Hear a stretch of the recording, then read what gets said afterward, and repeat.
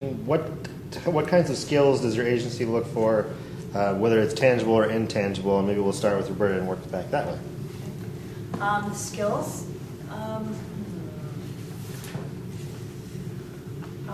We really want somebody that's a good communicator.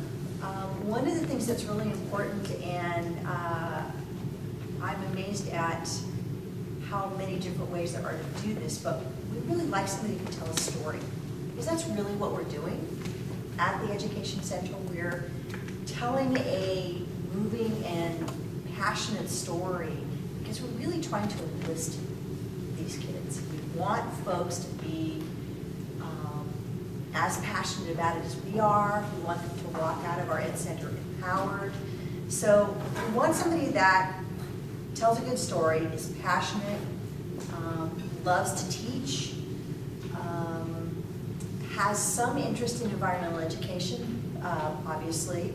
If they don't have experience, that's okay, because we feel like we can teach them a lot about what needs to happen. I know a couple of folks this year had no idea really about recycling centers and material recovery facilities, and now they are pros and can probably teach me a lot.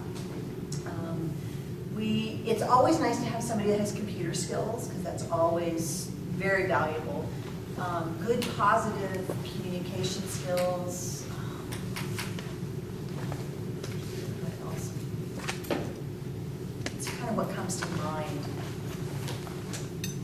Yeah, so my purview is mainly over the education side of things, so kind of speaking to that, when we're looking for example, when we do intern interviews and when we do instructor interviews, I look for sort of somebody that's comfortable, like Roberta said, in communicating, someone that's got a good sense of humor. I think one of the best ways to engage with youth is just to make them laugh a little bit, and sort of giggle and break the ice and do some fun things.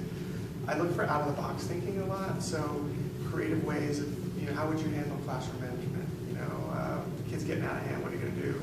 If it's just yell at them and put them in the corner, obviously that's not so good, but if it's like, maybe re-engage them through a joke, or get them, a lot of times classroom management has to do with the students maybe talking to each other instead of focusing on the speaker. So one of the things I've learned recently, because we all continue to learn, is this idea of, it's called turn and talk. So you're doing something and you solicit an answer to a question. What do you think about this? So rather than getting the hands up or the call out answer, it's like, think about it for a second, turn and talk to a partner, and have a discussion. So that way all the kids are engaged, and it completely turns the thing on its head, because now they're all engaged in the topic and they have a chance to talk to their partner, but it's in a constructive way. So finding those sort of techniques and things. And so when we do interviews, one of the things we do is we ask our instructors in particular to come with a 10-minute lessons, or instructor candidates. We say, come with a 10-minute science lesson, targeting grades K to 5, because that's kind of the main 80% of our kids that come are K-5 students, and present it. And so we're looking for, these dynamic presentations. We don't want just somebody up there, delivering something like this. We wanted to see a hands-on opportunity. We want to see engagement with, even with the intern panel. There's usually 3 of us that do these. We want to see involvement with us. We want the presenter to ask us questions, to sort of intrigue us with the science, to give us. One of the things we do, we like all of our classes at Chabot to have an element of is the wow factor, because we have, it's kind of a luxury, it's, my wife teaches in kindergarten, and when you're in the classroom you can't be having all these hands-on things all the time. It's just not realistic. But at the Science Center we do have the ability to sort of, we teach the same programs over and over, so we can invest in some pretty nice equipment. We can, that's really has some interesting things. One of the examples is this thing called a vacuum chamber, which creates a zero pressure environment, so that like you're in outer space, and you can stick things in there and you can see what happens to them. And so you have these conversations with kids. Well, what if I stuck a marshmallow out in outer space? What's going to happen? And they start to make hypotheses, and then you do it in the vacuum chamber, and they get to see it right there. And it's not cheap equipment, but again, because we use it over and over, it's an opportunity to make it engaging. So we look for this dynamic nature and this sort of this, I guess it's something that is like a passion. You're trying to see if the person really is interested in teaching. And I think this experience, definitely want it, but in some ways it's number 2 to what is this person, what do you think they're going to be like in the classroom? Are the kids going to sort of be really engaged and interested in. And I think, obviously having confidence is important.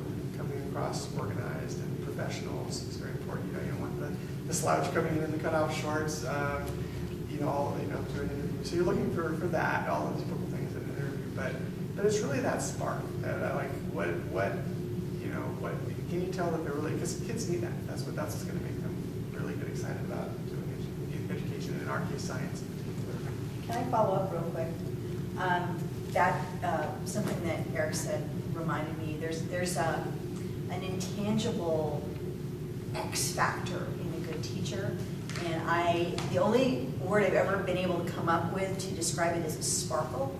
There's just a sparkle that a really good teacher has, and it just gets you excited and it makes you want to, engage with them, and that's sort of that intangible thing that we look for, and we can't always see it fully, but you can see that there's a kernel of it there. And all 4 of the folks that we hired this year have that bit, and I've watched it grow over this past year, and it's been really exciting.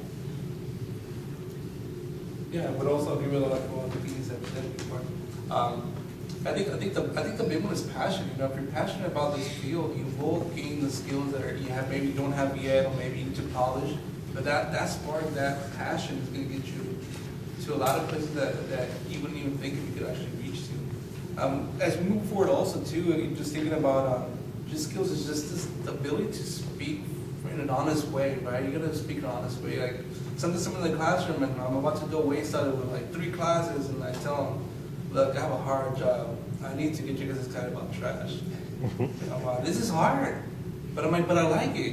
And they're like, Mr. Martinez, how come you like going to trash? I'm like, it's not necessarily, right? Well, it's not necessarily that I love going to trash. Like, I like it. But the real thing that I tell them is the potential it has after. What is the trash going to tell me? The trash is going to tell me that I'm drinking too much soda. The trash is going to tell me that I'm, not eating my vegetables. Whatever it is that the trash is going to tell me, it's evidence, right? So it's like, I'm doing archaeology work. I'm actually looking at the evidence, and that evidence is going to give me to a place that's going to take me to the next step. And what is that next step? It really comes from the students. Instead of feeding them the answers, like, what do you think? Look at the data. How can you minimize your waste and find creative ways to do that? So I think that's one of the things that I've always, appreciate when I'm working in the classroom. And those are some of the skills that, in the mindsets, it's mainly about the mindsets of working with. And also the last one for me also would be just being, sympathetic to different, socioeconomic status, right? And like I can't tell my students go buy organic food all the time because it's not realistic. I can't even afford it most of the time, so I can't expect my students to do that. So so really just being in tune with whether you are, or if it might be a different program, a transportation program. I'm like, I can't tell them to ride a bike 20 miles. I can't do that. So just being like realistic, and I think that's one of those things that I value a lot.